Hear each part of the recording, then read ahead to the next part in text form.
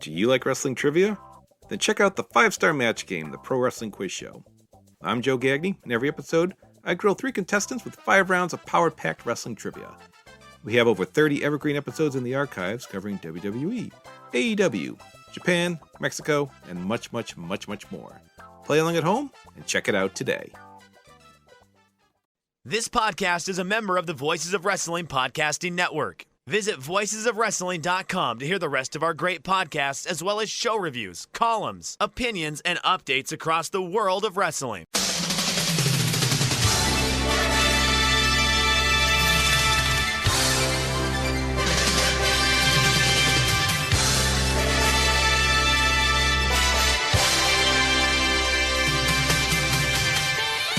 Hello, everybody. Welcome to the Super Jetcast. I'm Joel, joined by David McDonald. It is Wednesday, the 19th of June, 2024. 3, 2, 1, let's start. Yeah! Yeah, so pulling back the curtain, my son is still awake. He's lying in the bed behind me, and me and Damon usually do a 3, 2, 1 countdown. And this time when I did the 3, 2, 1 countdown, Arthur's behind me shouted blast off. And that has completely thrown me. It is Wednesday, the 19th of June, 2024. This is episode 315. Damon, what's up? How's it going? I'm learning how to count. That's what the fuck I'm doing. I don't know about you. I got a good teacher. Did great. Little guy. Fucking rattling off his numbers like he's a genius or something. Good for him. Good job. Oh, He's obsessed with clocks at the moment. Just absolutely can't get enough of clocks and time and numbers. really? Huh. Like he likes the non-digital kind. He likes to see the little Analog hand. clocks, yeah. Yes, loves it. Bet she's a big fan of the clock towers, right? Yes, loves Big Ben related things. He has been to Big Ben, but not since he was a baby. So I was thinking of taking him back there. How long of a commute is that for you? Where you're at? 2.5 hours on a train. Okay. All right. So it's not like it's right around the corner, but it's not too bad, right? No, it's.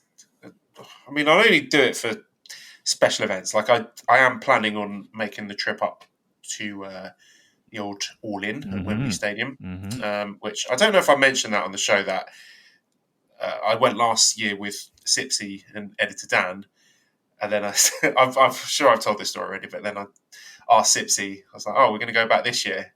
And then he said, "Oh, well, you complained so much last year that I thought you wouldn't want to go, so I bought a ticket without you." But then someone else bought me a ticket, so I just seemed cursed to have to watch AEW programming against my will. But yeah, I'll be going up there, so I might bring the kids, bring the wife, not to All In because that will be cruel, but take them to see Big Ben, and she can, I don't know, do something with them that day when I'm. Watching. Look, you can get her to drive. I could get her to drive. Yeah. Really test out. I don't want to push my luck. I mean, look, take it easy. Take it slow. I actually had a moment where I was going to pay an exorbitant. That's the word I'm looking for? Probably mispronounced it. Amount of cash to come to your neck of the woods to see one Liam Gallagher do the definitely maybe 30th anniversary. He's doing all the fucking Oasis songs. And I'm like, ooh, how can I make this work? Obviously I didn't, but I gotta get back. I mean, I'm craving a long flight. It's in my future. I bought a treadmill, or at least like a walking thing. So I'm going to get my steps in. I'm going to get back to game shape. I don't know. I kind of want to get back to Japan. Kind of feeling it. Want to go to Japan, Joel? I do want to go to Japan. What do you miss the most about Japan? You know what I miss most is, obviously the food and the drink and all that. I miss the randomness that occurs. Like the idea of, all right, I'm my anxiety's at a 17, but I got 2 strong zeros in me, so I'm going to go into this tiny restaurant and be the biggest guy in here and not give a fuck. And then have the greatest night of my life. You know what I mean? Like, I miss that randomness. That I think that's probably number one. How about you? The vending machines, Oh, yeah. the drinks vending machines, Yeah. because they're so versatile. Whatever mood you're in for, whatever sort of drink you fancy, they've got one for all occasions. Yeah. Whether it's a little bit chilly and you want a ridiculously sweet hot coffee in a can, or a little tin of warm French onion soup, or corn soup, Mhm. or the grape. I love the artificial grape flavored drinks. They're some of my favorites. Yeah. So yeah. Yeah, I miss it all. I don't know if you do this, but on YouTube there are people that just walk around with a video camera or like a GoPro and just go on long walks. It's like an hour and a half of just a guy recording around, and I'm just like, Yes, I've got a whole playlist full of walks. do you really? Nice. Yeah, and a lot of walks in Shenmue, which is really plumbing the depths of geekiness for not only watching a video of someone taking a long walk, which is probably a bit mental in and of itself, but someone doing a long walk in Shenmue, that is, I shouldn't be admitting to that, should I? I haven't gotten in the Shenmue. I haven't seen it on Steam. No, I will say this: I haven't looked, but I haven't come across it. But there is a game that I have on my eyes kind of set on, and it kind of like I'm actually like, oh, this looks really awesome, and I just like the graphics of it. I don't know if you've heard of the Hades. Yeah, I've heard really good things about it. Yeah. And I would like to play it myself. Okay. Well, maybe we need to do a little Hades podcast. Apparently, the second one is even better than the first. The second one, you play the character of a witch, a young lady who kicks some ass and takes some names. And I don't know. I was like, oh, this looks real. Like, I love the animation style of it. Like I don't know. There was something about it. I was just like, ooh, this looks really fucking good. So I have it on my wish list. I'm hoping maybe there'll be a little bit of a sale to knock it down a little bit, but if not, I'm going to pull the fucking trigger on it. I'm going to grab that. It's really good. I've been playing a lot of the Warhammer game, the turn-based game. I dig that. And what else? Oh, there's this game, Vampire Slayer, I think it is.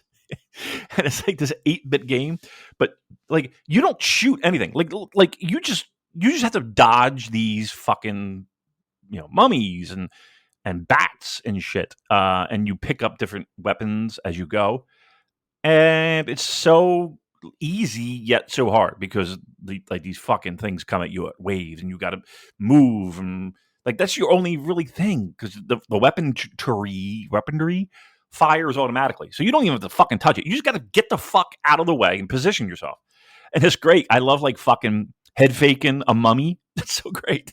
Like breaking his fucking ankle on this move. Like I'll go one way and just go boom, boom, cut left. Like I'm in the NFL or something. Is it Vampire Survivors you're talking about? Survivors, is it? You might be right. Let me see. Let me do the Google foo here.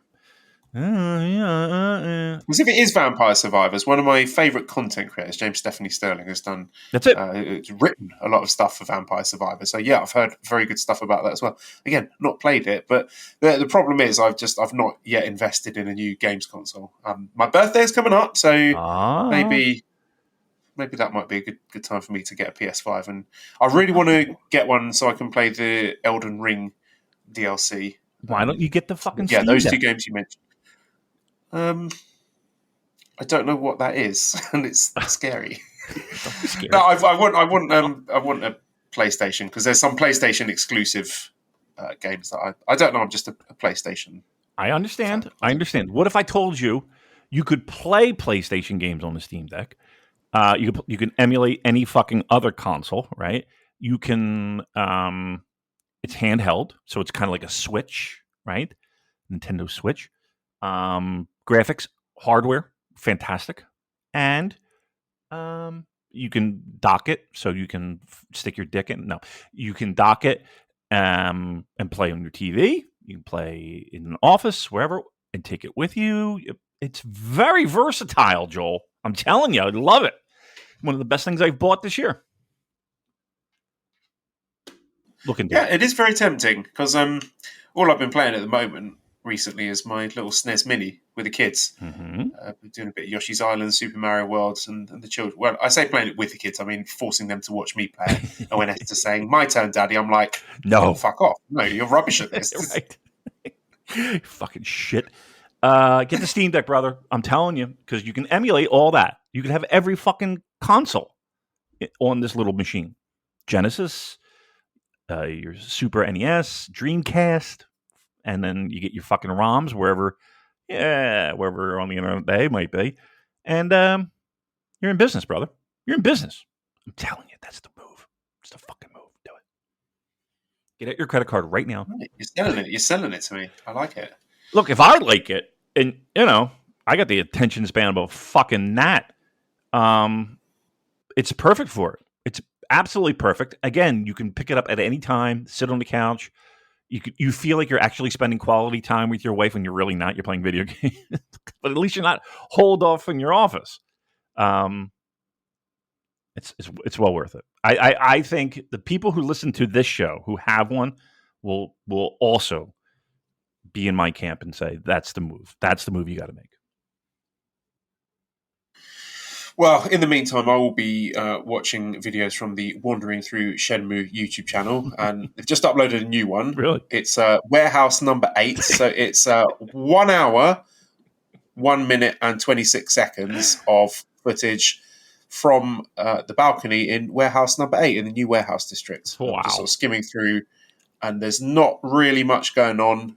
There's some people coming and going in and out of the office up there, but yeah, it's an hour-long video of a computer game warehouse. Maniacs.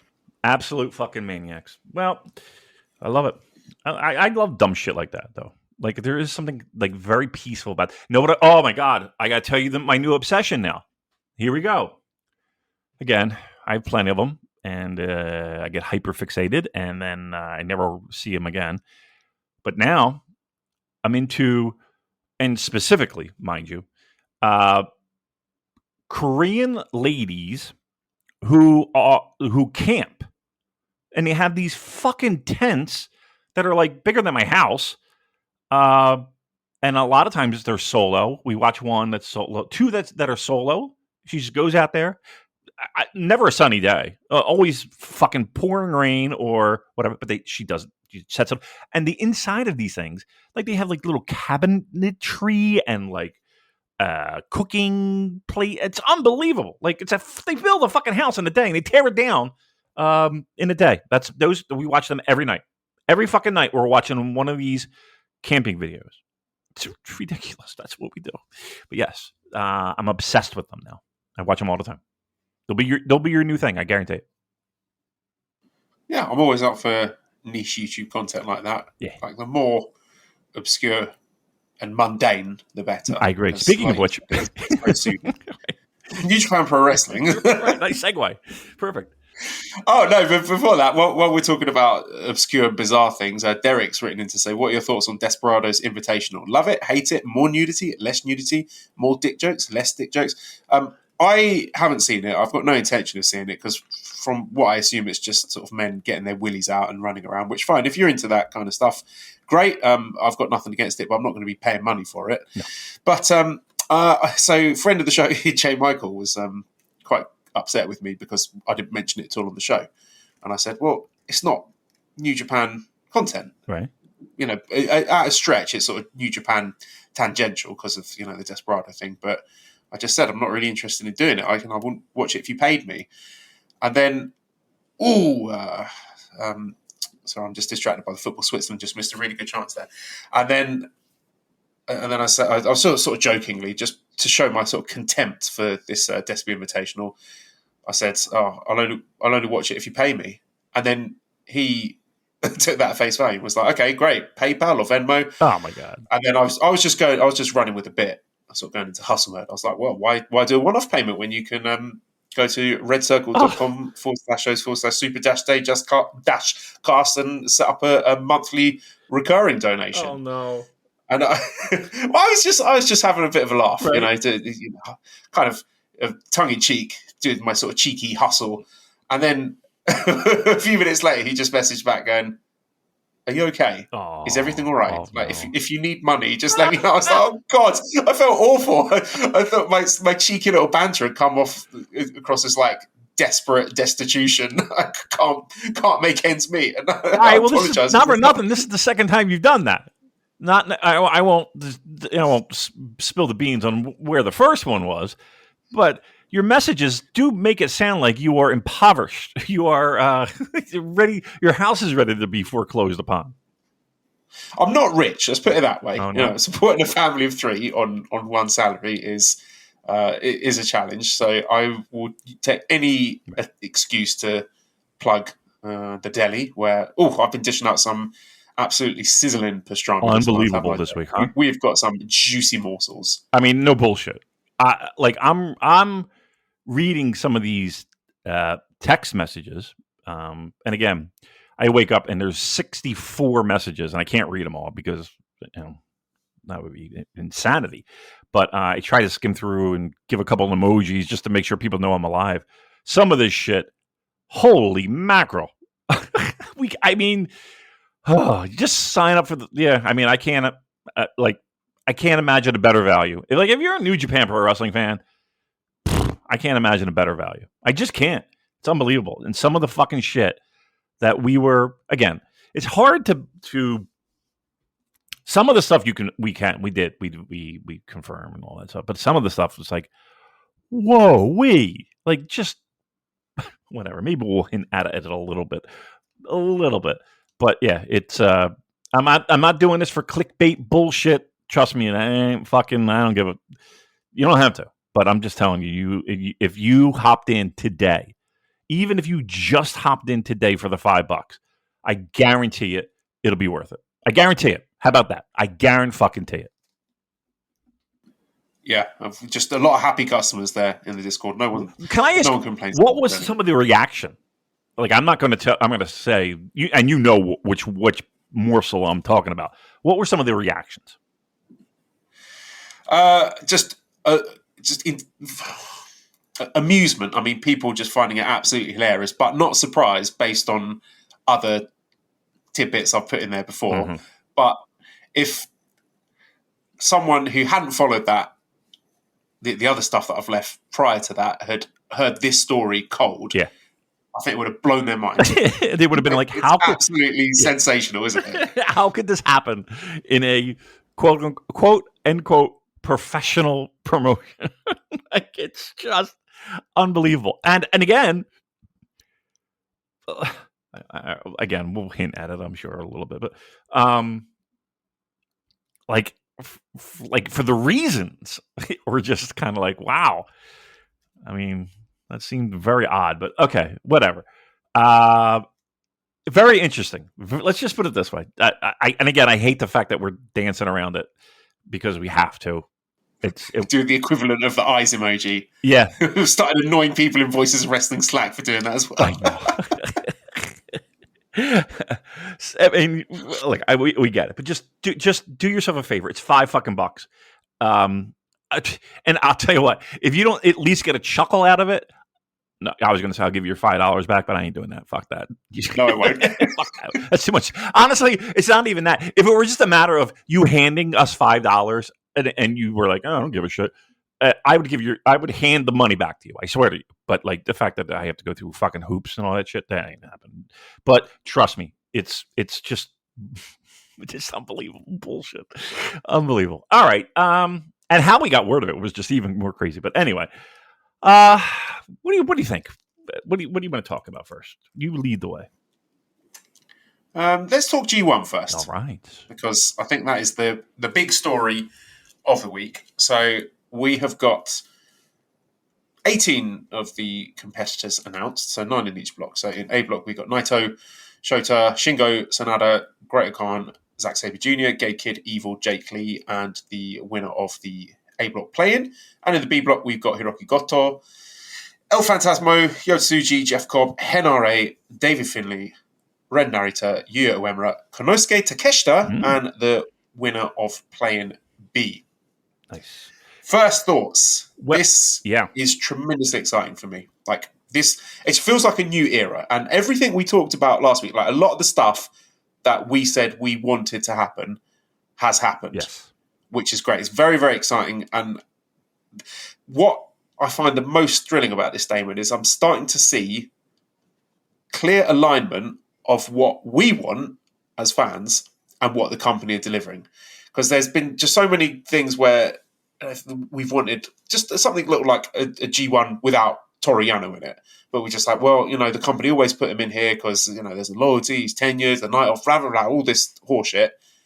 But now they're starting to do it. They've got rid of people that we thought they should get rid of, and they are including the people that we want to see included. There's no convoluted kayfabe justification for the guys that they've cut and the guys that they've included. They've not bothered with that. It's just a simple case of the shitters are out, the olds are out, and it's loaded up with the guys who have the future potential, which is how it should have been. So that is what the biggest takeaway from that is that I don't know if this is anything to do with Tanahashi's 10-point plan, but the sort of the future direction of the company, just based on how they've laid out this G1 climax, is very exciting for me, because they're laying the foundations for the future here. Last year, I think having that 32-man field helped us clear out the dead woods. We've got rid of the weeds, we've got rid of the predators, and what we're left with the 20 best heavyweights in New Japan plus other companies. It may not give us 5-star classics, back like we get in 2017, 2018, 2019, but it will give us answers. Exactly what we talked about last week. This is the final fraud watch. Like, there's no excuses now for these guys on the bubble. Guys that we're side-eyeing, guys like Ren, Okan, Phantasmo, Finlay, even guys like Henare or Yuya. You can't hide behind the excuse of, they were in a shit block with bad wrestlers, and it was the scheduling, blah, blah, blah, blah, blah. No, there's no excuses after this. If these guys don't deliver after their 9 matches, then that's it. They're in trouble, because the next guys are waiting. We got Oiwa in Noah looking great. Callum Newman may make it into this one. Oleg Boltin, even the guys out on excursion like Nakashima, Oscar Loiba, they want to crack it as well. Maybe even some of the juniors might be thinking about moving up to heavyweight at some point. Thinking like Kevin Knight or maybe Kosei Fujita after a few years. So these guys have got to deliver, because if they don't, they're out, because the company are now showing that ruthless side that we've wanted for years, and I think it's very encouraging. Couldn't agree more. Could not agree more. Like, not only did we get all the stake, right, that there is to give, we have qualifiers that also make a ton of fucking sense to me. So, like when you look at those qualifiers, we have guys that, quite honestly, are either A, past their prime, or B, haven't really done much in a, quote, pro wrestling sense this year to say, okay, you're definitely in. Like, as much as we love the Taichi, like he probably should be in a qualifier. If you just base his fucking year, like the results of the year, like, it makes sense. And there's plenty of guys, and fingers crossed, where you're going to get a really solid amount of those guys putting over.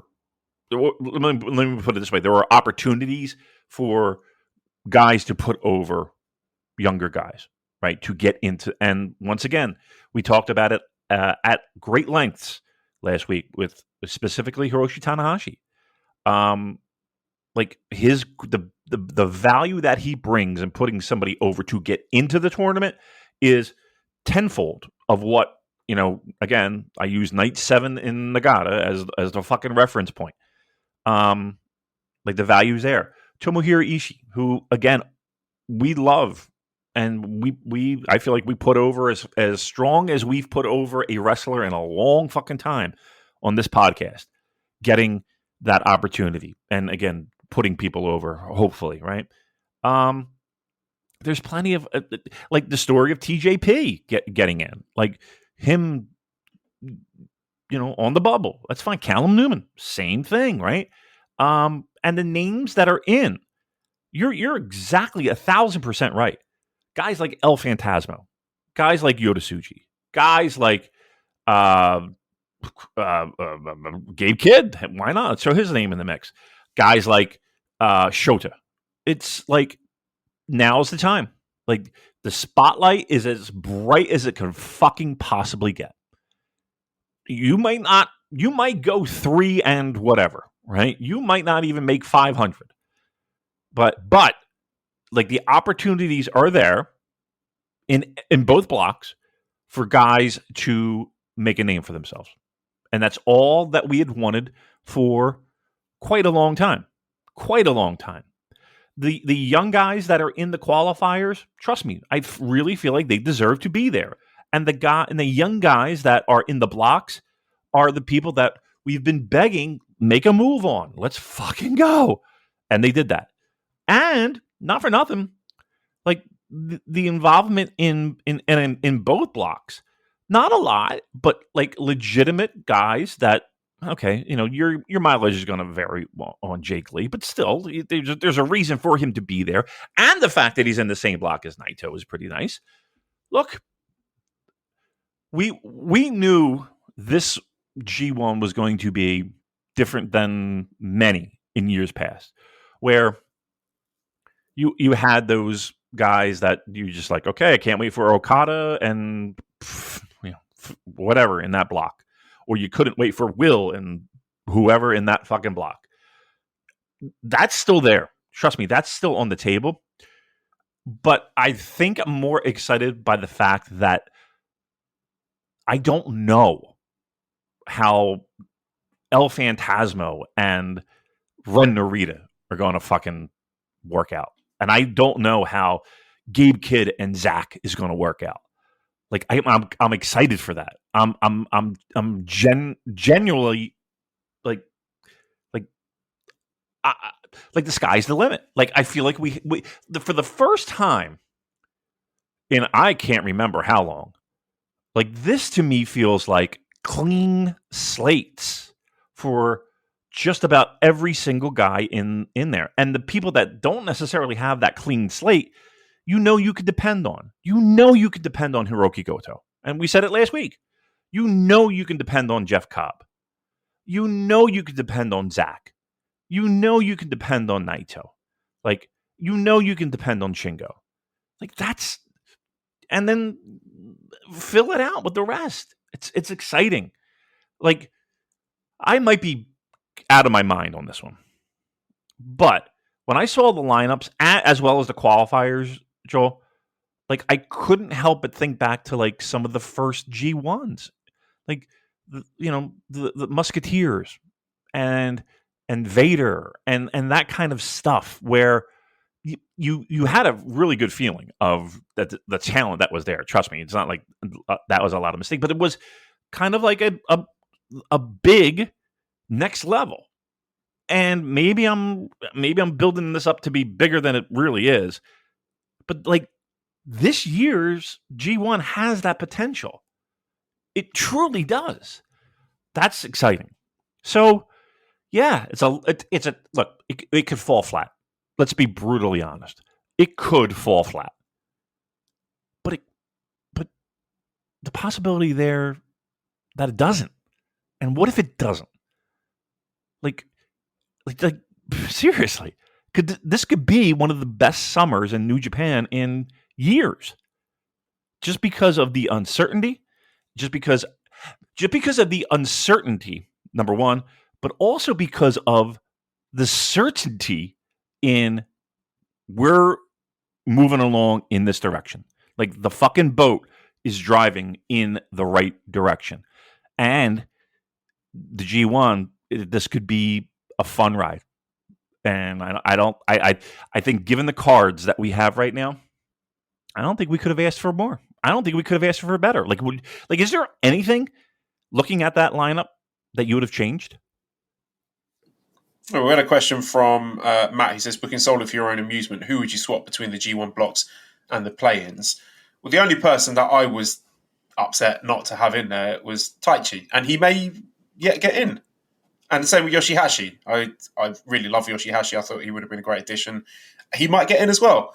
Ishii, in terms of the work rate, would be great, but just physically, we're not sure he can hold up to a meat grinder like that. But it feels like splitting hairs. I think like the big picture stuff they've got on the money here. Like I said, they got rid of the shitters, they got rid of the old guys who can't do it anymore, and they're focusing on the younger talent with the long-term futures and, finding out who's got it and who hasn't. And I mean, I was going to ask you, is there anyone in that field of 18 who you would say is decisively fraudulent or decisively washed and like physically unable to go anymore?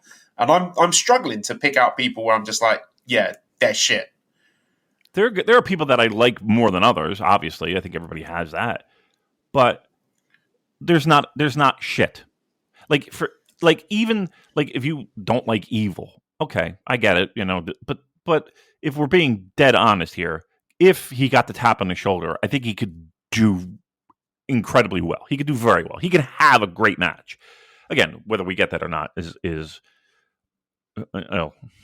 neither here nor there. But it's a world away from like a semi-mobile Tangaloa. Right. Or fucking, Fale. Or fucking even like Yujiro. Like, does anybody want to see 8-9 matches with fucking Yujiro Takahashi? I mean, I can't say that I do. And even guys like Kenta, you're just like, okay, I'm perfectly fine with him putting people over. I'm great with that. And again, the people that I think Tai Chi's probably the one, but if I'm being brutally honest, like, what has he done this year that he would deserve to be in the G1? Yeah, the kayfabe justification isn't there. And again, we'll get on to talking about the play-ins, but yeah, it makes sense from that aspect. I mean, I suppose my next question would be who's on fraud watch for you this year? Who are the guys where you're looking at thinking, if you don't deliver in this G1, then you're in big trouble? I mean, I hate to put Great O'Khan in that pile because it just hasn't happened. And, right. I mean, I would just right. People don't like Jake Lee a lot, and I get it. I would love for him to be a pleasant surprise. I really would. Look, there are plenty of people in Noah that maybe I would swap him out with, but being that he's the guy that's in the mix of the New Japan, Lusingo Bertinabla, whatever. He's the guy they chose. I would love to see him step up big time. I mean, again, El Phantasmo's got to be in that, right? Like he had a nice little vacation in strong tag land. So if I'm taking 2 from Block B, I'll say El Phantasmo and I'll say Ren Narita. And Block A, I'll say O'Khan just because fucking why not? I feel like I know what I'm getting, but okay. And like I said, Jake Lee, I'd like to see him fucking turn some heads. Like, if he has it in him, I would love to see him turn some heads. But those would be the 2. But even then, like, again, am I just stretching that a little bit? I don't think this is I don't think this is, like, given the cards. The bar's raised now. What's that? The bar has been raised. Yeah. We've got higher expectations now, so we can have these conversations. It is amazing. Like, look at the names. Like it's funny because I was having a conversation with someone who kind of fell out of interest of New Japan, hasn't watched it in a long, long time, to be quite honest. And he saw the G1 names, and he's like, I don't know, half these guys I fucking don't even remember watching. And that felt good because he was he's a person who very easily, it would fall back on 2018 and 2019.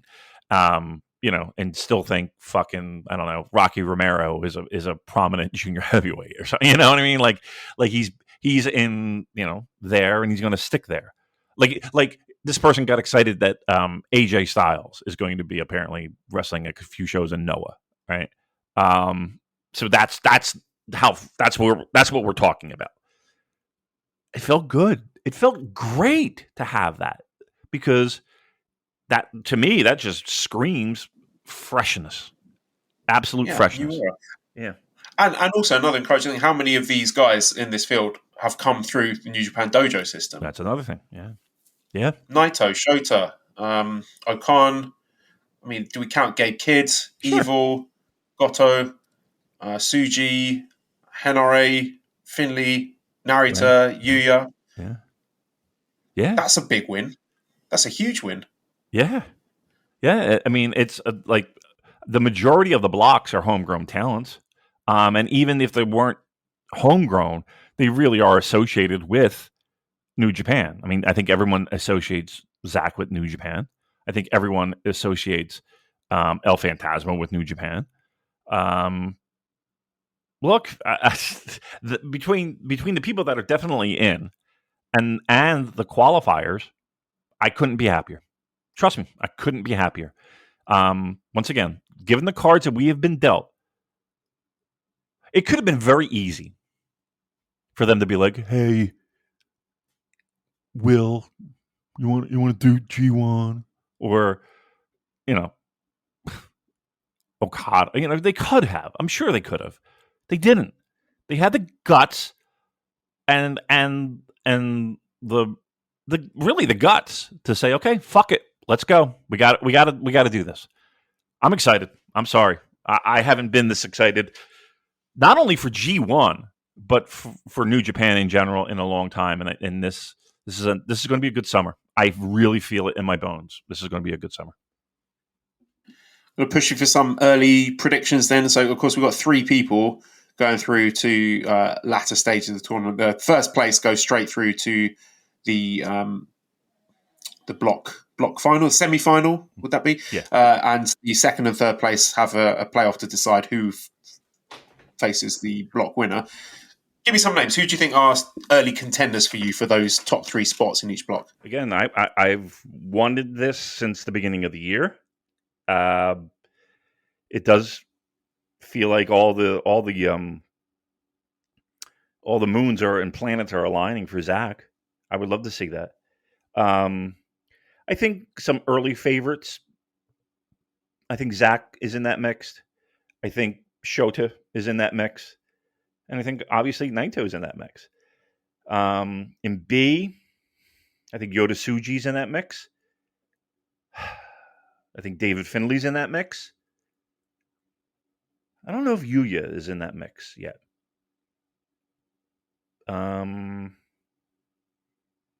Yeah. How about Takeshita? I mean, I think we need to talk about him. So Kid Kilowatt says, it's been reported that Takeshita has been very unhappy in AEW. I know he's an original DDT wrestler, but what are the chances that this G1 appearance opens the door for him to sign with New Japan? If both sides want to, Khan needs to make this happen, right? I'll tell you, Damon, like, if you had given me free pick anyone from AEW to be in the G1, I would have picked Takeshita. So I'm over the moon that he is in there. He is such a talent. And, you know, there's almost the danger here that he's going to...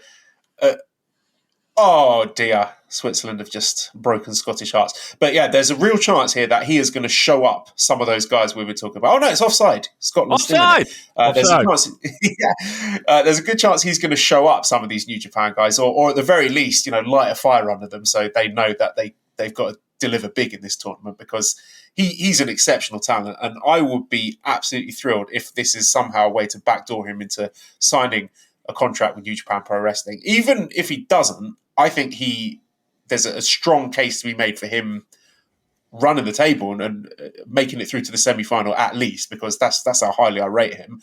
And if you can get him to put pen to paper and sign for New Japan, that's the thing. Then to me, he's winning this G1, he's winning the title off Naito, and he's holding it for a year until next Wrestle Kingdom. He immediately solves that problem that of, you know, guys like Okada, Jay White, that sort of void, and Ospreay leaving, of having a tippy top credible guy that you can sort of plug straight in at the top.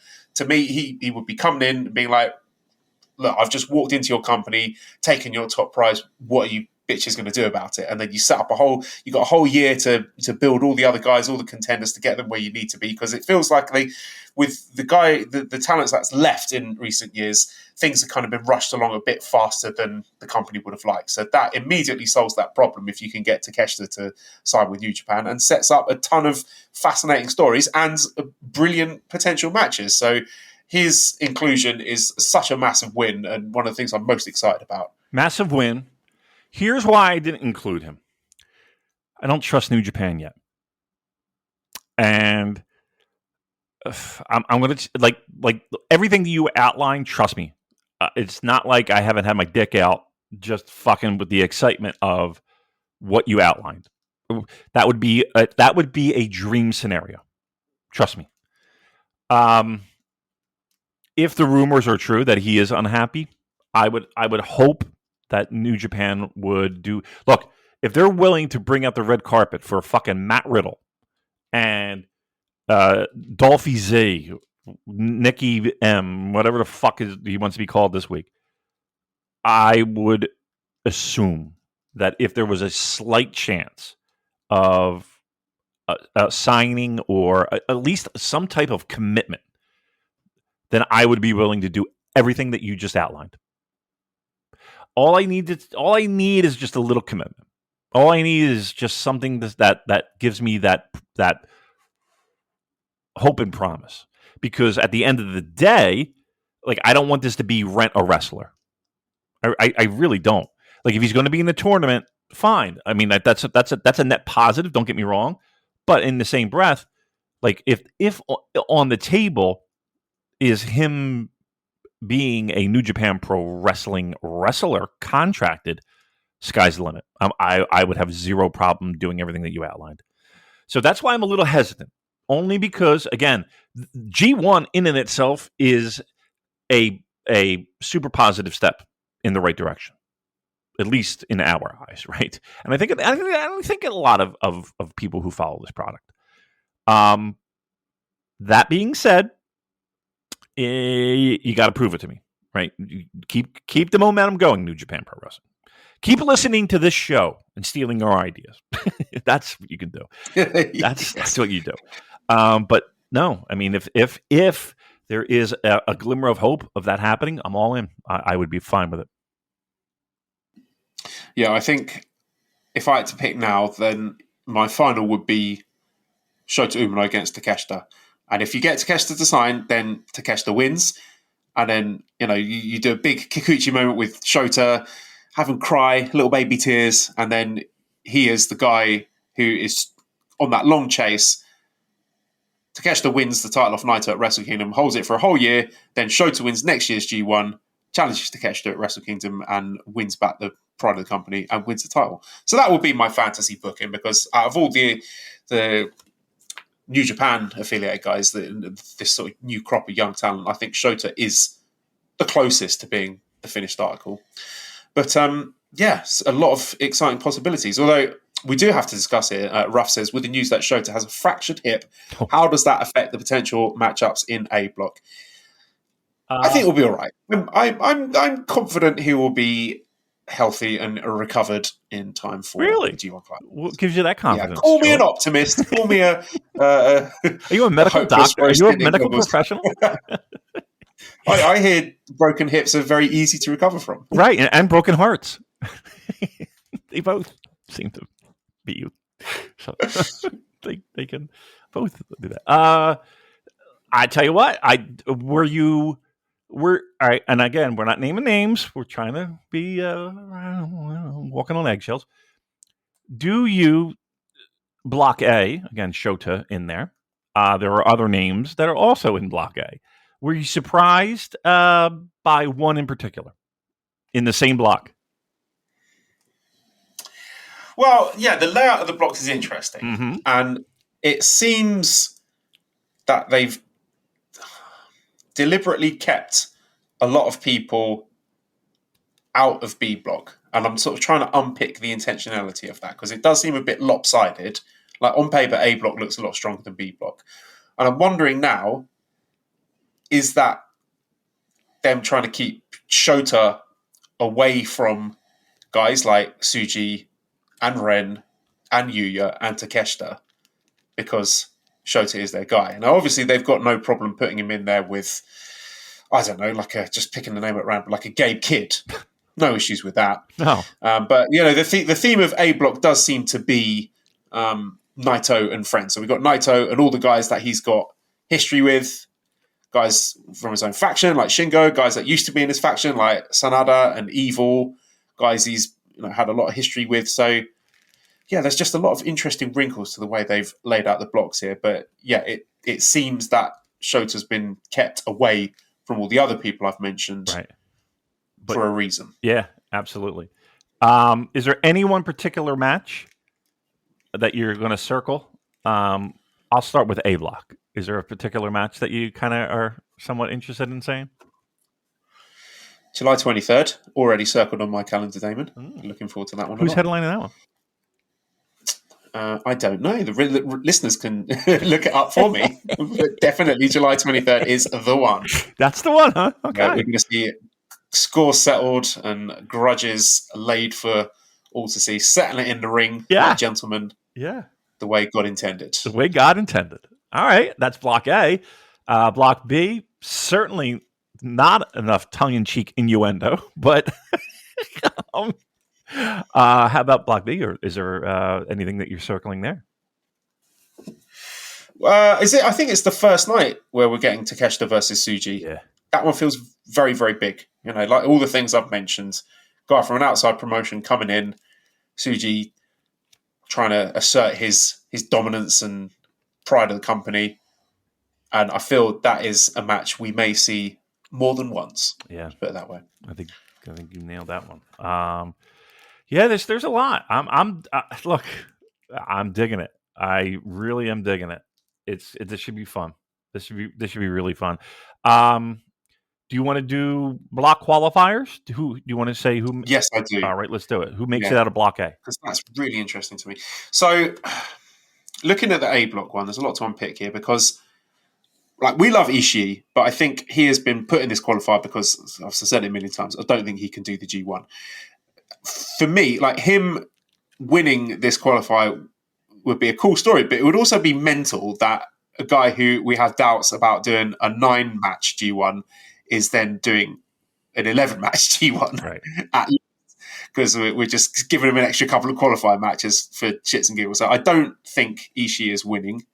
Even though I would love to have him in the G1, I think he's not going to be doing it. Like I said last week, this is a good opportunity to have these guys who can't do the meat grinder have memorable spots where they can put someone else over and make the best out of it.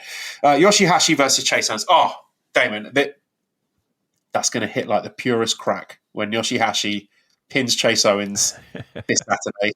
I'm going to be jumping out of my chair. I'm going to be doing the Jose Mourinho running around the fields, sliding to my knees.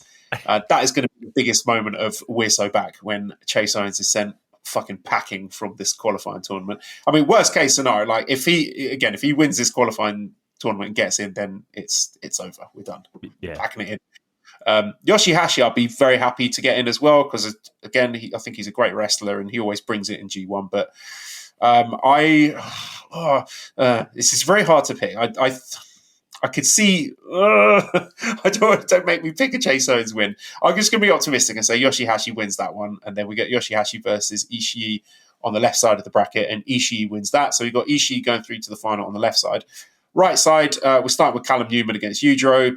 Callum Newman's definitely winning that. Then Callum against Kenta. Okay, Callum should be winning that. Callum should be winning this whole A block qualifier. I think Callum Newman getting his win back over Ishii is the play here, and they've been very deliberate with the way they've been building Callum Newman, having singles matches against guys like Ishii and Naito and Finlay and even like Mikey Nichols, guys where he is going to be working that style where he's working from below, being the underdog, high energy, babyface in peril, and building the crowd sympathy where he's almost certainly going to lose, but to build a compelling wrestling match out of that. They have been giving him plenty of practice with that. So I think the story here is him beating Ishii in the final and Callum Newman being your A block qualifier. Oh my God. I mean, come on. Who's not fucking pumped up for that? Let's go. All right. A. Look, again, we said it last week. The only thing stopping Tomohiro Ishii is like certainly not mentally. He's going 100 miles an hour. He's being Big Tom and fucking whatever. We'll cash. We'll wait for the bills to come due in 5 years. Unfortunately, that's going to be the sad reality. But whatever. Let's live in the fucking moment, right? YOLO. I would have no problem with him being in it. Truth be told, I would not have any problem whatsoever. He's going to do Big Tom things, and if he can hold his own for the grind, like to me, if he's in, he's not making it through. Like they're going to pull him midway. That's really my honest to God feeling of it. So if they did say, okay, we'll go with you, dude, they're going to pull him halfway through. right? And I hate when they do that. I do. So let's just cut to the chase and let's say sit this one out this year. Yoshihashi, truth be told, he probably deserves to be in. Like if anybody deserves to be in, and I hate that term, but if anybody deserves to be in, like that dude put up with a lot of shit, and made, along with Hiroki Goto, helped make those tag titles relevant for a long time, and they continually go back to him to say, okay, help us out. That the never six man, like those COVID era shows, truth be told, like he was an MVP of that era. Like think of that. And he truly was. So if anybody deserves or, needs to get that little fucking reward, that bonus check, it's probably him. He's still not making it. Kenta. Do I want to see him in it? No. But he's got enough fucking of a big enough resume / CV that of anybody there, he probably would be in just on name recognition alone. Yujiro, no. There's not a scenario on God's green earth I can see that happening. Just don't see it happening. Don't want it to happen. Let's not make it happen. Which leaves us with Callum. And you're right. There's no accident of him being in all these singles matches, kind of getting close. This is what this fucking qualifier is for. This is what this is for. There's no reason why. Again, we had the guts to do Block A and Block B. Really, let's be honest. I mean, it had to be done, but it's gutsy. It's gutsy. This is the premier event of the summer. It's gutsy. They're taking a lot of chances. Take one more. So for me, Block A, it's really between Ishii and Callum. And again, the idea of Callum going over all of those guys, there's not a person there that I can't say wouldn't benefit, or Callum, wouldn't benefit getting a win over. So do it. Have the guts and do it. And it doesn't matter. Here's the thing. It doesn't matter if he's, and okay.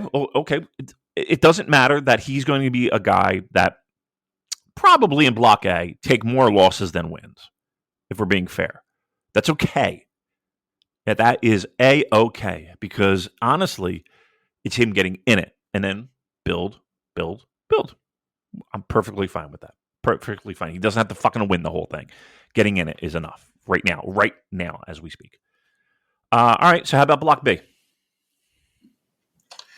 So, Block B, let's go from the left side of the bracket, where the story setup seems to be Oleg Boltin against his Never Six-Man fellow champion tag partner. So he's going to face Yano first, and then the winner of that's going to face Tanahashi. I think Oleg's going to beat Yano, and then him against Tanahashi is a bit of a coin flip for me, because the chalk pick for this whole B block play seems to be Tanahashi. There are some people who are convinced that he is going to be going through, and that's an easy way to introduce a story of Tanahashi, maybe saying it's going to be his last G1. So there's some juice in that. I don't think the way that Oleg has been booked lends any suggestion that he is going to be put in the G1 climax, because he's not been given the same opportunities as Callum Newman. His singles matches have been mostly against young lions. There've been a couple against more high-profile opposition, like there was a TV title match against Zach a while back, but it doesn't look like, if you look at the matches he's been involved in, it doesn't look like a guy being prepped to work a G1 climax. So as much as I would like to see him in it, I don't think he is. So the question for me is, does he get past Tanahashi? So who is in the B block qualifier final? And I would say having a close competitive match with Tanahashi, and Tanahashi maybe sort of squeaking the win, is probably the play here. So I'm saying Tanahashi to get through on the left side. On the right side, we got TJP and Satoshi Kojima. So TJP's obviously been making a lot of noise about being the captain of United Empire and wanting to be in the G1. To me, there's no justification for him being in the G1 over a lot of the guys we've been talking about. Now, does he get the win over Kojima to maybe set up something MLW related? I think that is probably the more likely outcome, although I would love to see Kojima going through and Kojima versus Taichi at Korakuen Hall would be incredible. Just think of the sort of Kings Road style vibes in that match. But it's probably more likely to be TJP. And then we set up TJP versus Taichi. So Taichi is the guy that I want to see going through here. And this could be pure huffing of copium from me, but he's been making a lot of noise about being overlooked and how the veterans are being disrespected.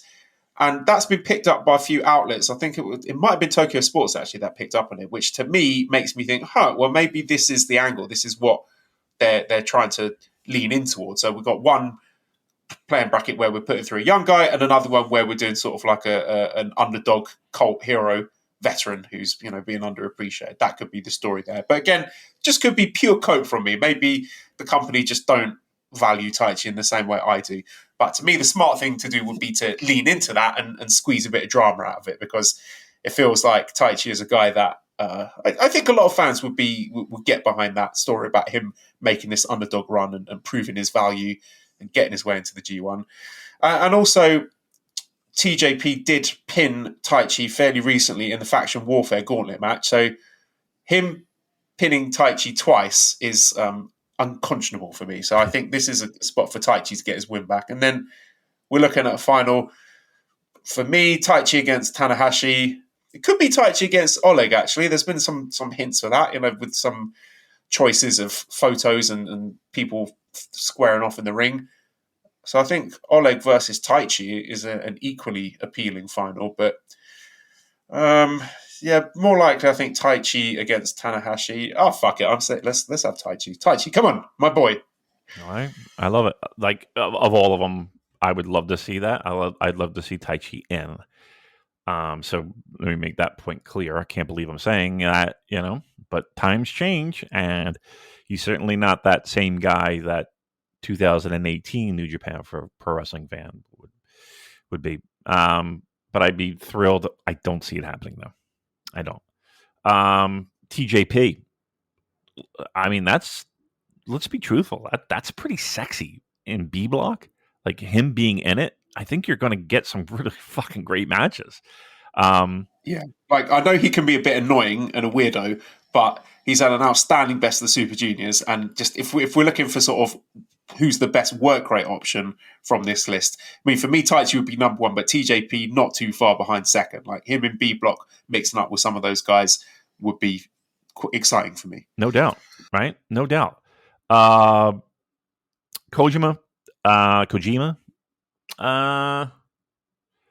Can't see it, but you're right. I mean, this does kind of smell like something that would be a setup for him spending some summer times. And he loves coming over to the States. You know that. He can't get enough of the bread. So, I can't see him making it through. Oleg,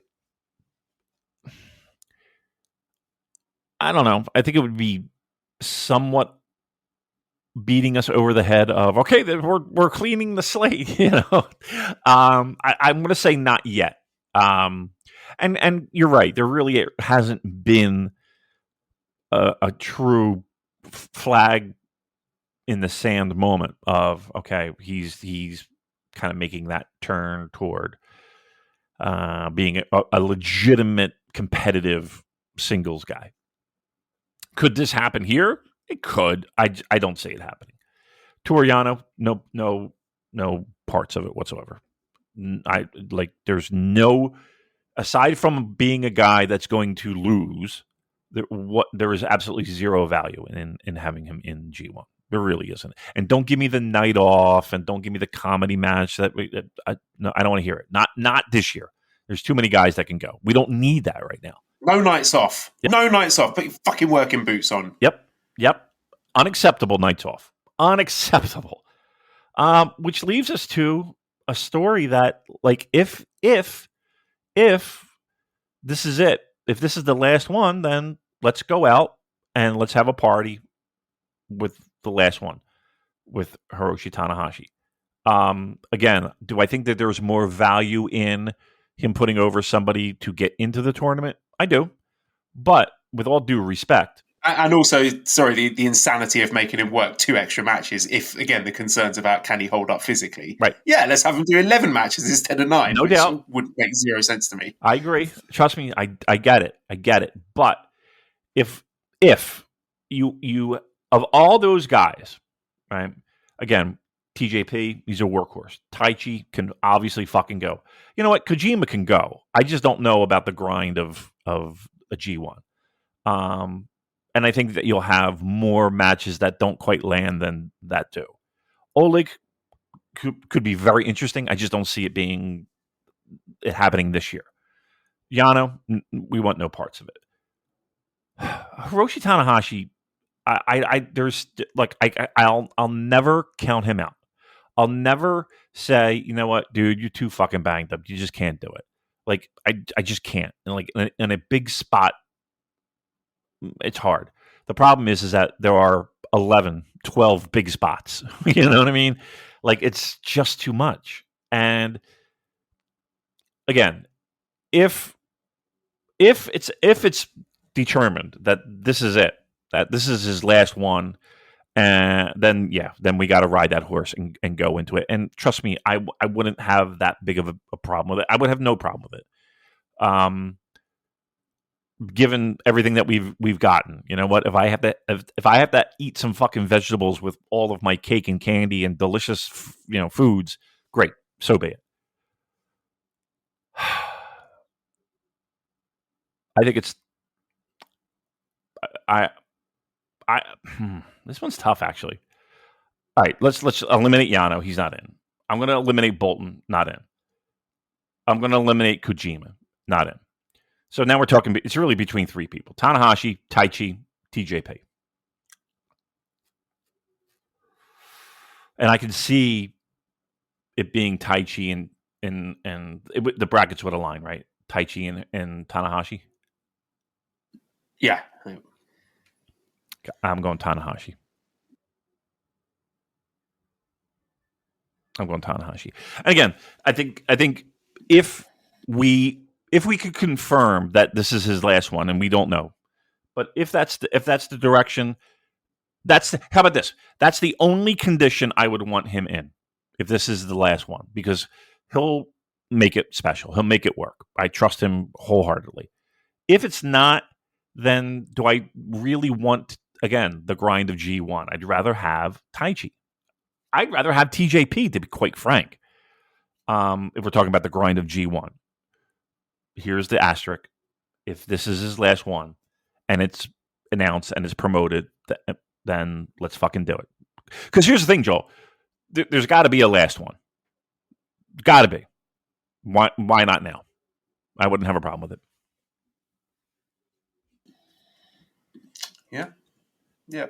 I don't know. I just have no desire to watch 11 Hiroshi Tanahashi singles matches at this point. And again, if he is really serious with his 10-point manifesto about pushing the youth, then it's got to be Taichi, young up-and-coming Taichi, going all the way.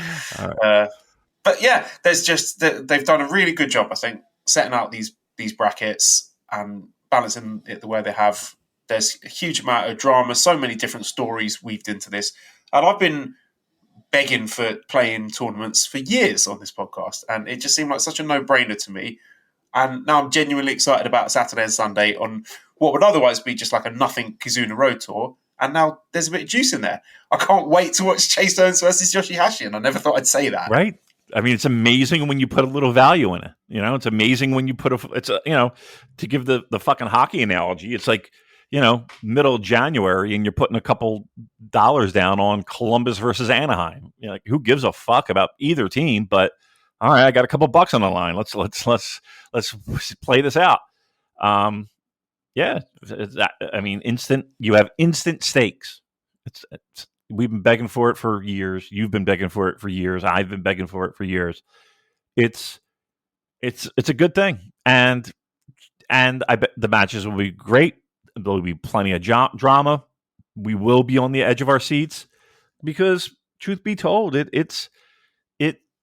I'm into it. I want to see who gets in. I want to see what creative things they got up their sleeve. Maybe they don't have anything creative, but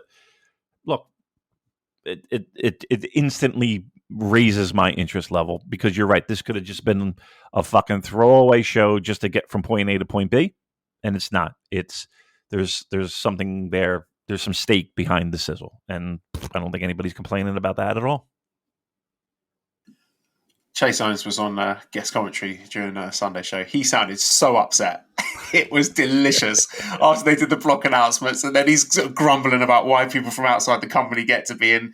And you could just tell. I mean, I know he's playing a heel character, but you could tell he was pissed. And, A little sore, huh? I like that very, very much. I mean, I'm sure they're nice paydays, right? I'm sure they're nice paydays for them, right? Oh, he's going to let people on Reddit know all about the paydays he's receiving, I'm sure. I'm sure. Go get him, Chase. After eating the pin to Yoshihashi, he'll be walking down the ramp, getting the phone out straight away to brag about his contract and how much money he's definitely really earning. Yeah. Okay. All right. Good for him. Everybody's getting rich in New Japan. Right. New Japan Seoul, day one. Yeah. In the Hokkaido Prefectural Sports Center. Not a good attendance, 2,370. So it's about half what they did for the New Beginning show with Sanada against Naito. Mm-hmm. Multiverse A says, should the attendance number for Seoul be a cause for concern? No. The drop from New Beginning Night 2 in Sapporo to this show was startling, or was it just one card that did not click with the ticket buying audience? Bingo. I mean, honestly, we said the same thing, but in a positive way about Dominion, right? We were like, hey, I don't know how the fuck they did it, but they did it. All right. Same thing here. Like don't put too much stock in one show. If this were consistently, yeah, that's definitely cause for concern. I don't know. Look, let's be very truthful. If it wasn't for this fucking podcast, I don't think I would have known that there was a New Japan Soul show. You know, it just didn't seem like it was on anybody's radar, let alone ticket buying public. I mean, things like that happen, right? No, I'm not concerned. Am I disappointed? Sure, I think everybody in the company is. I mean, that's how they pay the bills. But no, I'm not ready to sell my Bushiroad stock yet. Not yet, anyway. I should have sold it, but long ago. But I don't have any Bushiroad stock. I'm just kidding. Yeah, I mean, it's not like they announced huge matches far in advance, and this is a new tour. I mean, it doesn't have the brand recognition, the name value of, like, if you see New Beginning Night 2 in Sapporo, you know you're going to get good stuff. You know they're going to load that up. There's going to be a world title match, but people maybe didn't know what to expect with this one, and so we're a bit hesitant on doing stuff like, arranging travel and hotels and things like that. So I get that. I'm going to take this one with a pinch of salt, and I'm not. I would be the first person to hold New Japan's feet to the fire if I thought it was a big L, but I don't think it is. So I'm willing to hand wave this one for now. But let's get into the matches themselves. I'm going to skip most of the undercard, except for the kickoff match, which was Daiki Nagai versus Masatora Yasuda, which I thought was notable. For Yasuda, I thought it was really, really impressive here, actually, for his debut match. And the pair of them, actually, do seem further along significantly than the previous two young lions, Katsuya Murashima and Shoma Kato, who have made very little impression on me in the couple of months that they've been wrestling with the company. But already, obviously, Yasuda has that sort of pedigree of being the son of a luchador, so he's got that going for him. But just the pair of them, they just seem to have more crispness, more snap, Damon, in their work than the other two. So Nagai's been talking about how he looks up to Taiji Ishimori. He wants to be the next Ishimori. So, I thought that was... I don't know if you saw this one, but Yasuda is the guy who I would be telling you to pay attention to, because I think he's got something there. Okay. I mean, I did see. I always try to not, especially on a debut match. What is it? What do they give? 10 minutes, right? Yeah. It's hard for me to say this guy's going to be a fucking superstar and this guy's not because of X, Y, and Z. I don't know. I'm not that far advanced. Sorry. That being said, again, I've said it a million times. I kind of just look for like crowd reactions, if they're able to control their bodies, like feet positioning kind of things, and I know that the term crispness gets thrown around a lot, but you don't want to see them fuck up, right? And if you do see them fuck up, you do want to see them how they recover. And also, again, you're just looking for, okay, you're wrestling in front of a crowd. Like, can you draw something out of them, the crowd that is, and get reactions? And it's hard to do when you're a young lion, and given 10 minutes and a limited move set and all of that. I thought they did fine. Let's put it that way. I think they did fine. It's hard to judge who has a future and who doesn't, but like those kind of tiny things that I look at, especially when it comes to debut matches and young lion matches, I think they did well. Like, I didn't see anything glaring. I didn't see anything that where I was just like, oh God Almighty, this fucking guy. I thought they did well, given the circumstances. Yeah, I thought they did well. Right, well, I'm just going to skip straight ahead then to the Never Openweight 6-man tag team title match where Tanahashi, Oleg, and Yano defeated LIJ, Bushi, Hiromu, and Tsuji. 9 minutes 52 seconds. Why? I don't know. You know what I mean? I guess, right, I mean, maybe having the 6-man belts on Tanahashi, Oleg, and Yano adds a bit more juice to that side of the bracket of their playing. But okay, then why change it? Why? That's to justify having a rematch. I don't know. Like, there's a lot of decisions on having these rematches left me scratching my head. This is one of them. The Never title is another one. Yeah, The match was fine. Yeah, I don't know what to say. It always leaves me scratching in my head of why even go through this? Like, wouldn't successful defenses mean more than winning titles, like losing titles and then winning titles? But I don't know. That's one weird thing that I never really connected with. I've never really gotten. Like, I just feel like what was the point? Why are you doing it? Because to me, I don't know. It just feels like you can make an argument, I guess, that, hey, anybody can lose a title on any given night, and you never know what's going to happen in the wacky world of pro wrestling. Okay, great. But also you can make the argument of, okay, a successful defense, you're strengthening the titles, I guess. You're strengthening that team as legitimate. And again, I put in air quotes. I don't know. I don't think here's the thing. All that being said, I was pleasantly surprised with this match. Like, I thought the match was pretty damn good. I don't think it was anything where, again, we're putting it on match of the year contender. But I think overall it was better than I thought. And I didn't think it was going to be bad. And I think it over-delivered, especially given where it is on the show and the fact that they said, okay, fuck it, we're going to swap the titles again. I was into it. I truly was into it. I'm not going to lie. Yeah, and it seems to be setting up some interesting stuff in the future. Like, there seems to be something going on between Tsuji and Tanahashi. They seem to want a match together. And also, I noticed parts where Oleg is trying to get Tsuji's attention, but Tsuji's just sort of blowing him off. So, we're setting up sowing some seeds for the future. So, this was fine, apart from the sort of weird hot shotting of the title. Next match was the IWGP Junior Heavyweight Tag Team title match with Bullet Club War Dogs, Clark Connors and Drilla Maloney, defeating TMDK, Kosei Fujita and Robbie Eagles in 17 minutes 52 seconds. This one, I was expecting a bit more from this. It seemed like as they were starting to get out of third gear with the Kosei Fujita comeback, then War Dogs killed it dead. And that may have been by design.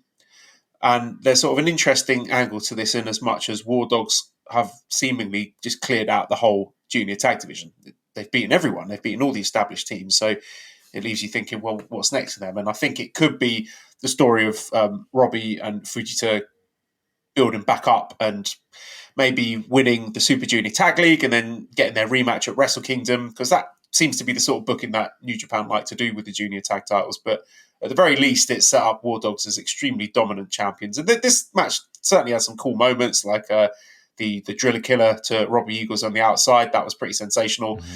And just Fujita coming up short at the end there. And it just feels like a match that they are going to go back to at some point in the future. I think definitely they will. And, July is right around the corner. And you're right. the junior tag league is closer than you think.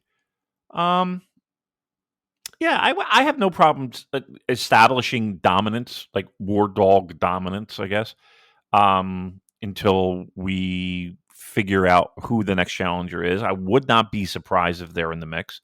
I thought the match was, I don't know, I thought it was better than. I mean, I had high expectations for it, just with the names on paper. And again, I don't think it was the greatest junior tag match I've ever seen. I thought it was good. I really did. I thought it was good. I had no problem with War Dogs getting the win. Look, they're not. Here's another thing too. I hate to be this guy, and I could be dead wrong, but let's lay it out there. I don't think they. Never mind. I was going to say something dumb. Like I just don't know if, like, with. It makes more sense to me to keep the titles on, because it's going to be a hard thing to do if we did switch the titles here to keep Robbie and Fujita kind of warm during G1, right? And I think it's a little bit already to already have like the established juniors have the title that it's not going to be too hard to warm back up because they're already warm. You get my point. And again, it lets Robbie go home, right? It lets Robbie go home. And they don't have to pay for a fucking hotel and all that shit. Yeah, I think I'm okay with it. I'm okay with it. I don't know. I do like, TMDK. I like the whole faction. They're probably my favorite faction. But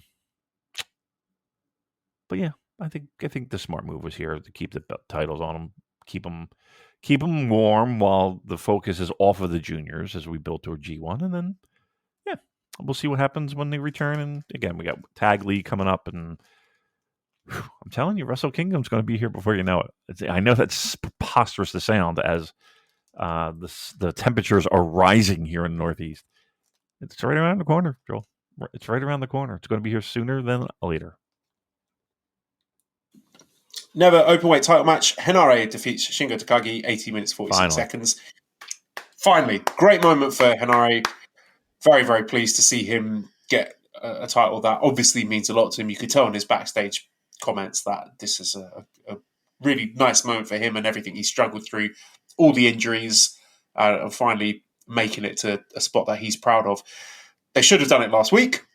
Same issue with the 6-man titles, dragging this out. And Andrew on our Discord has given the slightly unkind nickname of Diminish Shingo Returns.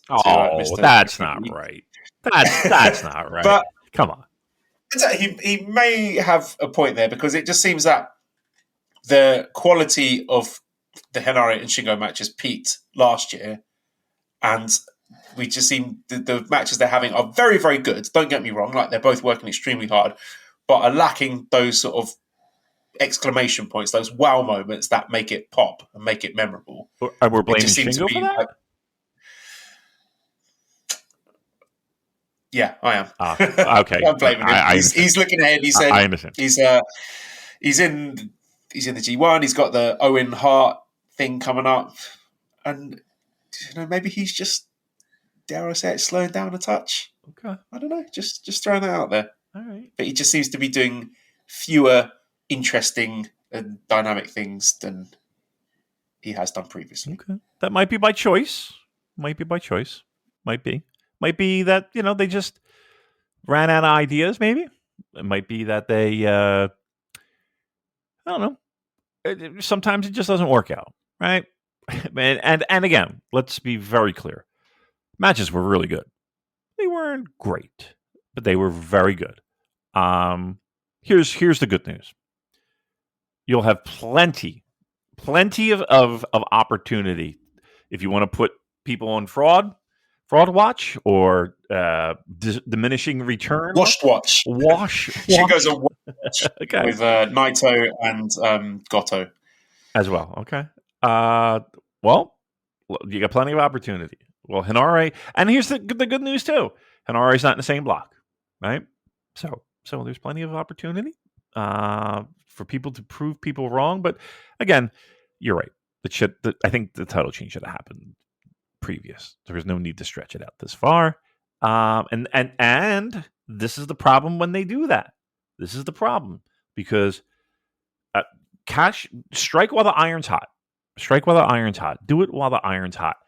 And I don't know if we necessarily needed to have a, guys not answering the 10 count and then doing it, running it back. Again, please this was a good match. I think we were looking for another level, and that's fine. I'm more excited for the fact that HENARE's got himself a singles title, which, again, I hate saying the term, but I use it a lot anyway, so I can't hate it that much. He deserved. And let's see what else he's got. He's going to have plenty of opportunities to prove people, any naysayers and doubters, wrong. Yeah, I'm excited. I'm glad that he's given the opportunity to rock. So let's do it. Let's rock. Richard says, do you think Shingo has any chance of winning the G1? No, not for me. No. He's had his moment. It was during COVID, and that's that. We're done with that. And here's the thing. It was that to me, he had a nice run where he was one of, if not in the top 3 or 4 guys in New Japan. Truly. I'm not saying that he can't get a tap on the shoulder and go. The dude's been in the business for quite a long time. Let's remember that. So, yeah, I think I would say if he wins G1, I will. No, I'm not doing any of the wacky radio bit shit. I can't see it happening. 0 chance. Next was the IWGP Global Heavyweight title match with David Finlay defeating SANADA in 25 minutes and 31 seconds. Now, last week, you had low expectations of this. I said I think it would deliver. Who was right? I think we were both right. How about that? No. I'm right then, because it didn't deliver. Do you think it delivered? It did. Oh. I thought it was really good. Really? Okay.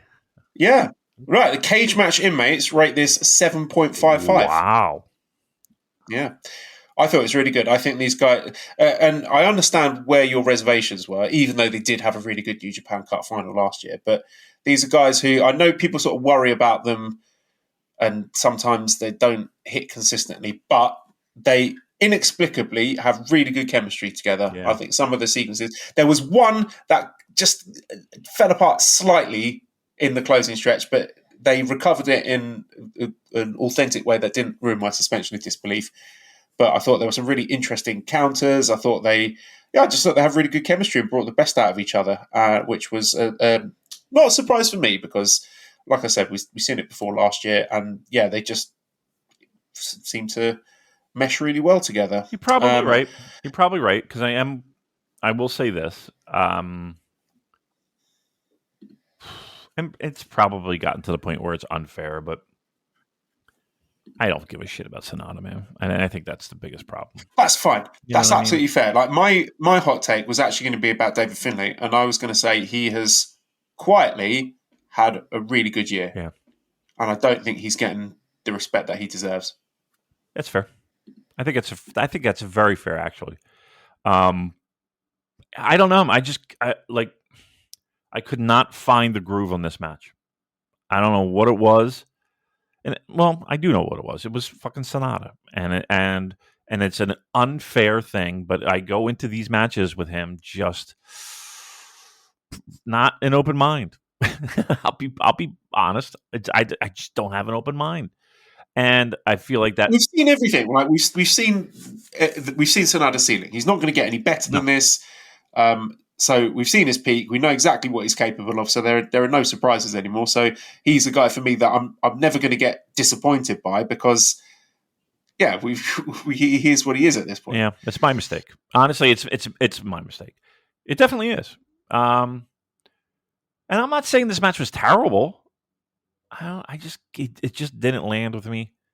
Like, I didn't hate it, but it did nothing for me. I'm surprised it got so high on cage. Usually cage matches kind of low. Like usually they fucking nitpick everything. I don't know. I feel like I'm the I don't know. I'm just a grouch when it comes to SANADA. It just didn't fucking do anything for me. I apologize. It wasn't for me. No, that's fine, and I think the focus here is Finlay, not SANADA. I think SANADA is a guy who, dare I say, is probably being downcycled at this point. You know, he's had his big run, he had his title run, he had his Wrestle Kingdom main event, and now it's time for him to slide back into the mid card. And there's nothing wrong with that. You know, can't push everyone, but I think his time, for now at least, is done, and it's time to start looking at other people. And yeah, David Finlay getting a successful defense. We've not had too many of those with this title, but I'm glad that he is getting some shine. I'm with you. I don't know. I'm worried about like now that we mentioned his name, I didn't really pay much mind to the capitalization in that block A. I kind of don't want to see SANADA, but yeah, I get it. I'm fine. You know? I don't want to see SANADA. All right. Main event time. Main event.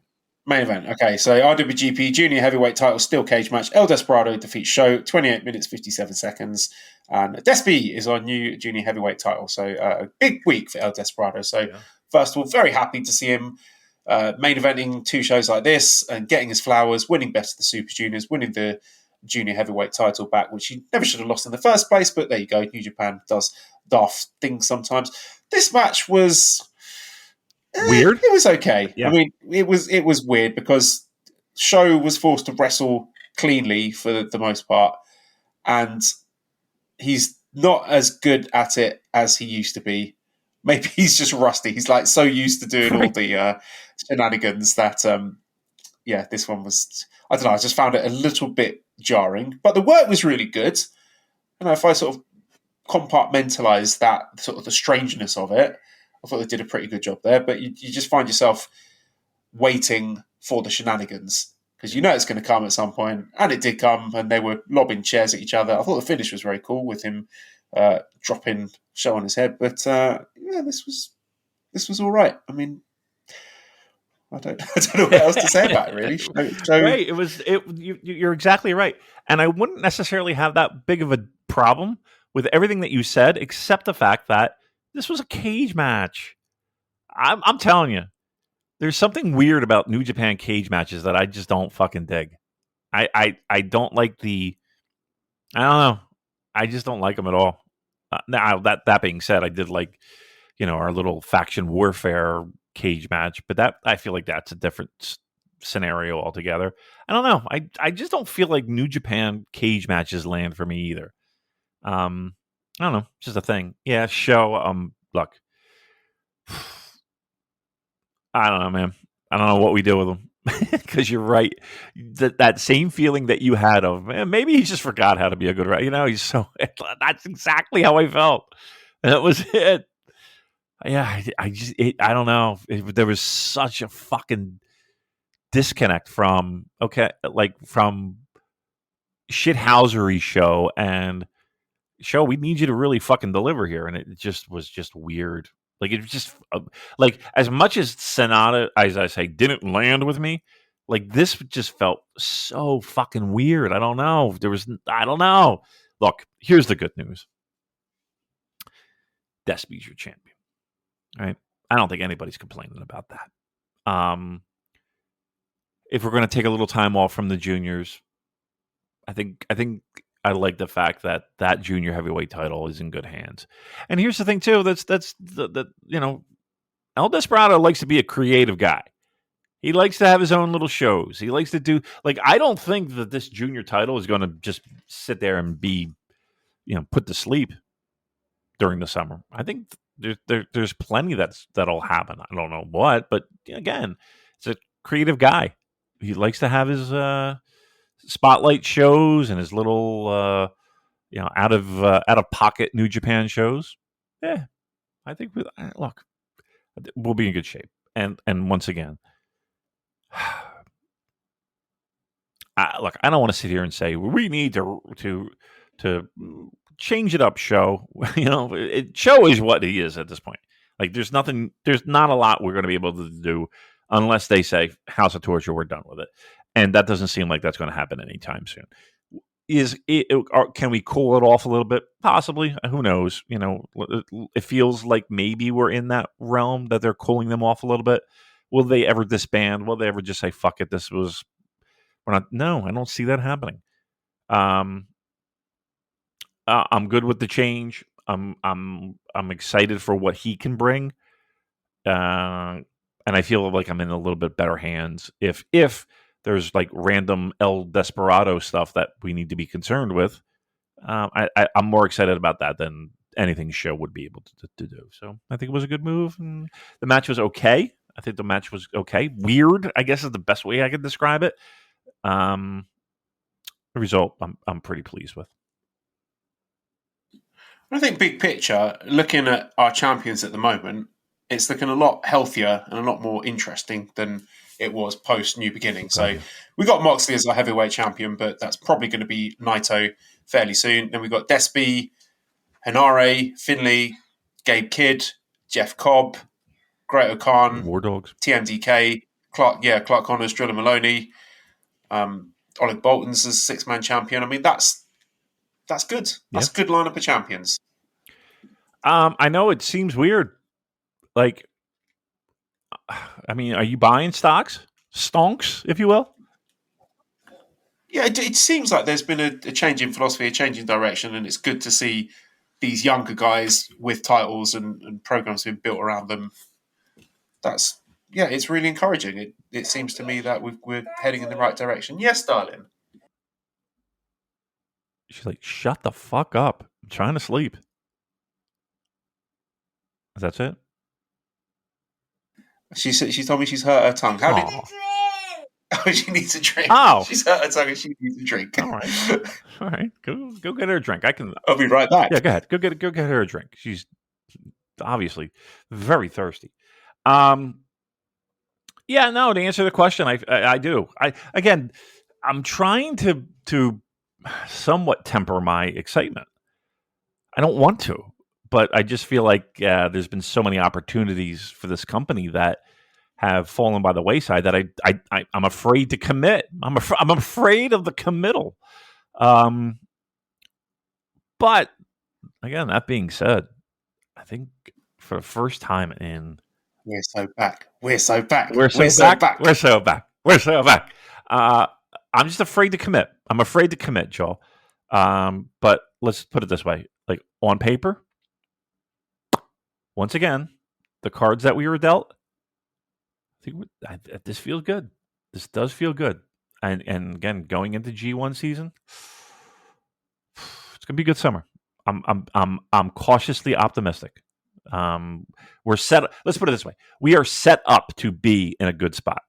I truly believe that. And the direction is clear. It feels like for the first time in a long time. It's the follow through that I'm a little concerned with, but I'm going to give them the benefit of the doubt. Let's turn this thing around and let's do it. Let's go for it. I'm excited. Let's go. Let's fucking go. All right, so just a little handful of questions before we go. Dean says, what next for ELP, and where do you see his ceiling being on this current roster? Look, this is it. I mean, look, this is it for the fraud watchers, for the fan, for the person in the middle. Like, this is it. Like, I've put my chips on his number so many times. And sometimes it's been, I'm walking away with a lot of money in my pocket. And there's been other times where it's like, some things have been his fault.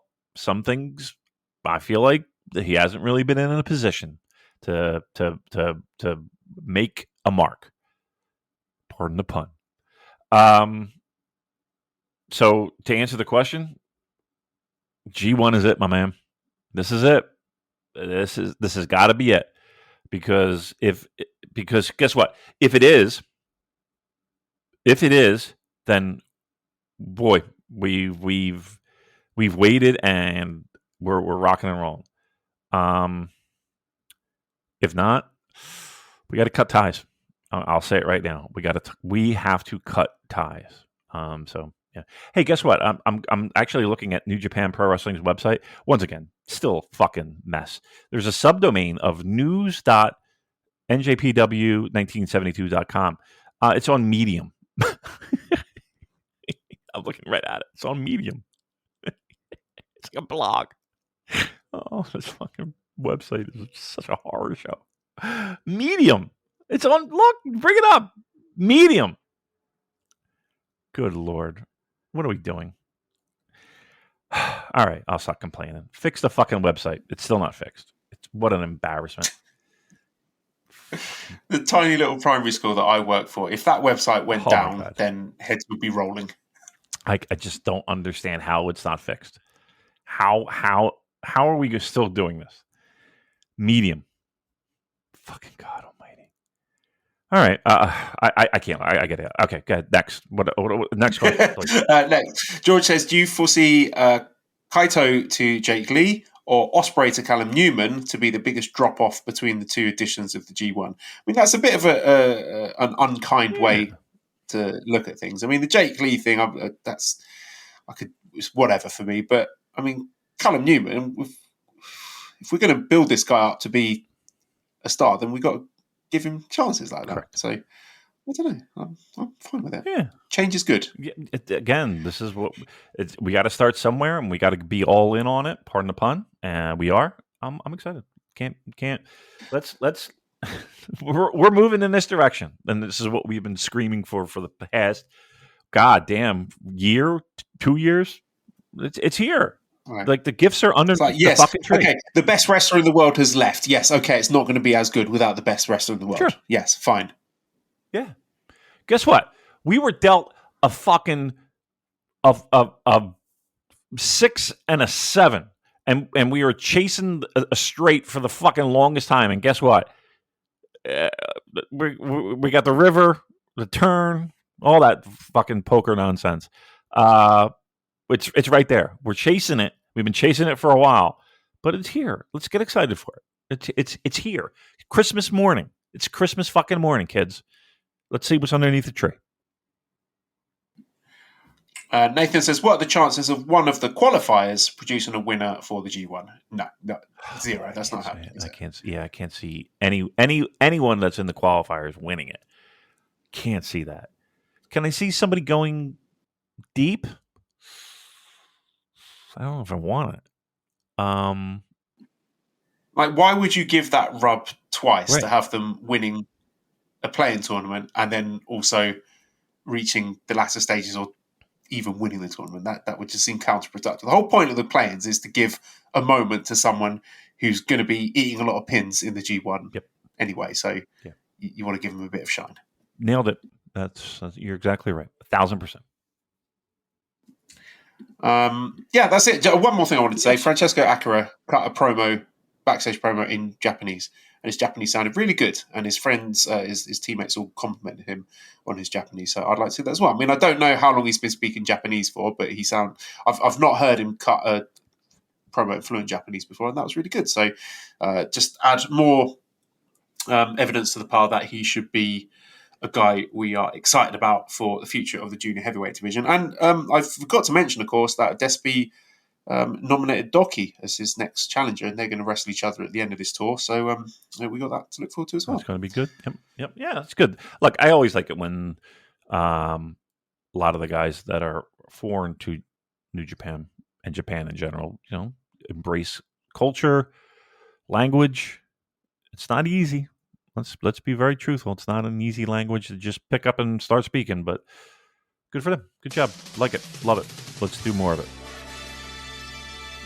Right, so now, listeners, you can all go over to YouTube and go to the Wandering Through Shenmue page and enjoy watching Shenmue View Warehouse number 8.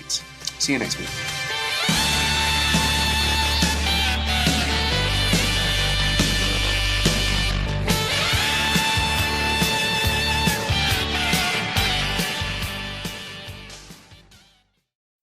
Cheering at pro wrestling shows in Japan is back, and 2023 is already shaping up to be a big year in the history of pro res.